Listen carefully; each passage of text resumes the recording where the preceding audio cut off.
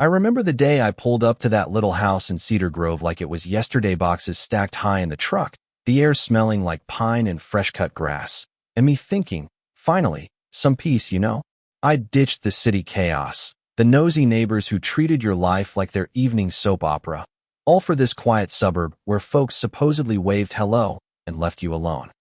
But man, within a month, I started losing things, not just random junk, but stuff that mattered, like my old leather jacket with the keys tucked in the pocket, and I brushed it off as moving brain fog, until it escalated into something way darker, something that made me question if I'd escaped one nightmare just to walk into another. It started small, that jacket vanishing from the hall closet, and I figured, hey, new place, new habits. Maybe I tossed it in the attic by mistake, but then my grandfather's 1948 Rolex disappeared right off the nightstand. That watch with the faded engraving from his war days, the one he'd passed down with stories of foxholes and lucky escapes. And I tore the house apart, under couches, behind bookshelves, even in drawers I hadn't opened since college. Nothing. No busted windows, no jimmied doors, just gone. I had those fancy smart locks installed, the kind that beep and log every entry, but they showed zilch clean as a whistle.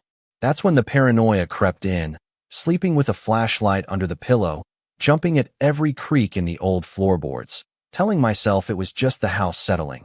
But deep down, I knew better. And then the first edition Moby Dick vanished from my bookshelf, that rare copy I'd hunted for years at estate sales. Pages yellowed, and whispering adventures. I wasn't forgetful. Someone was slipping in like a ghost when I wasn't home. The real kicker was the homeowners association here, the Cedar Grove Community Board, with their Bible-thick rulebook, 42 pages of nonsense.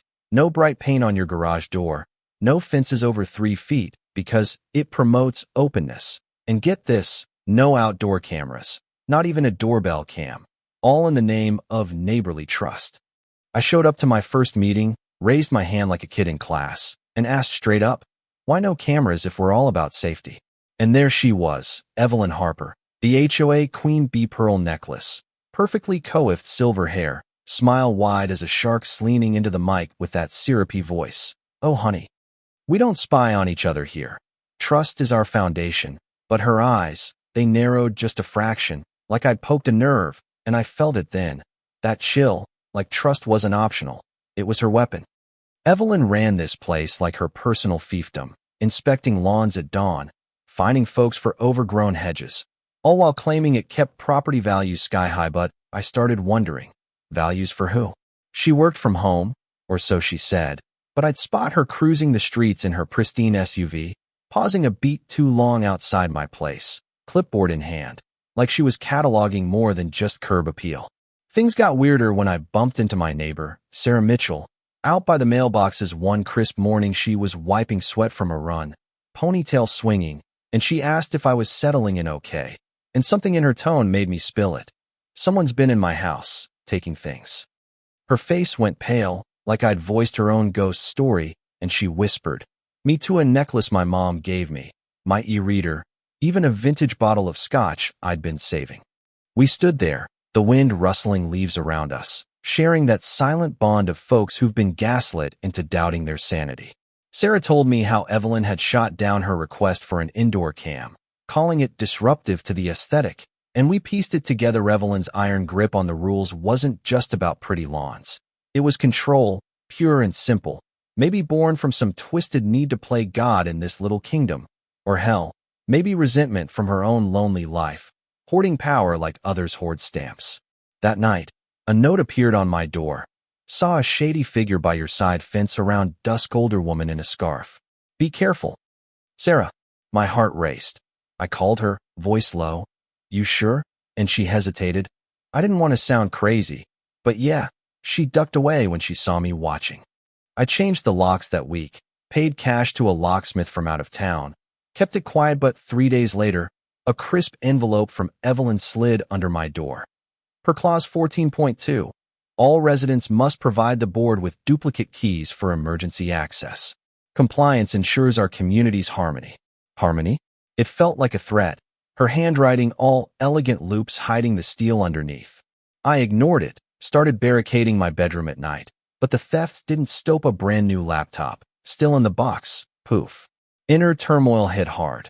I was spiraling, second-guessing every shadow, wondering if moving here had been my biggest mistake, if solitude was worth this invasion. Sarah and I grew close over coffee whispers, her sharing how Evelyn had once berated her at a meeting for a non-conforming flower bed, voice dripping venom. We maintain standards, dear, or the whole neighborhood suffers. It was matting Evelyn's motive crystallized for me then, not just theft for cash, but a deeper thrill in manipulating us, selling our heirlooms online to fund her facade of perfection, all while enforcing rules that left us vulnerable. The breaking point came during a quick overnight trip for work. I'd asked Sarah to keep an eye out, and halfway there, my phone buzzed. Your kitchen light's on. And I swear Evelyn just hopped your low fence. My stomach dropped. I texted back, stay put. Call the cops if it escalates. But Sarah, fierce as she was quiet, couldn't wait. She crept over, peeked through the window, and there was Evelyn inside, gloved hands rifling drawers like a pro burglar. Sarah burst in, yelling, "What the hell are you doing in here?" Evelyn spun, eyes wild. "Just checking for maintenance issues, you nosy little." But Sarah grabbed her arm, and it turned ugly, a scuffle, Sarah taking a split lip before neighbors called 911. I raced home, tires screeching, heart pounding like a war drum, bursting through the door to chaos. Cops everywhere, Evelyn in cuffs, screeching, "This is outrageous. I'm protecting property values." But her purse spilled open, my Rolex, Sarah's necklace, 2 laptops, a pocket knife. Her lame gasp, I was ensuring no hazards, fell flat as the officers cuffed her tighter, her pearl-clad facade cracking like cheap porcelain.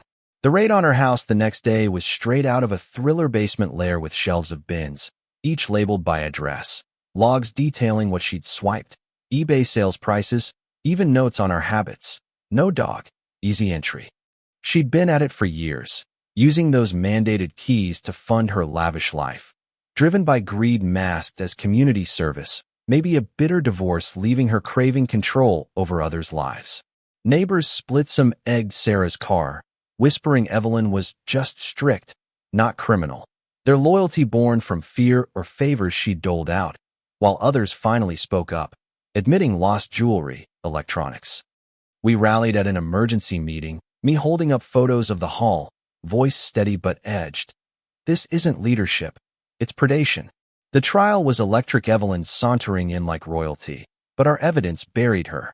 Keys, logs, Sarah's bruised testimony, even her vice president flipping, admitting she threatened my job if I questioned the keys. Guilty on burglary, theft, assault, data misuse 10 years, no early out for 6. The HOA crumbled, town oversight stepped in, Sarah and I sued, pocketed $800,000, enough to breathe easy. In the end, we turned that backyard where Sarah had tackled Evelyn into the mud into our wedding spot a year later, strings of lights twinkling, friends toasting with real laughs, no more shadows lurking. Sitting on the porch swing now, her hand in mine, I finally feel that peace I chased here, not handed on a platter, but fought for, tooth and nail. It's ours, this life, no clipboard tyrant dictating terms. But it makes you think how many leaders like her are out there, smiling while they scheme. Would you hand over your keys to an HOA, trusting blindly? Drop your take in the comments, right or wrong, justice served or overkill. Share if you've got a neighborhood horror story. Let's shine light on these hidden truths, because sometimes the friendliest faces hide the sharpest knives.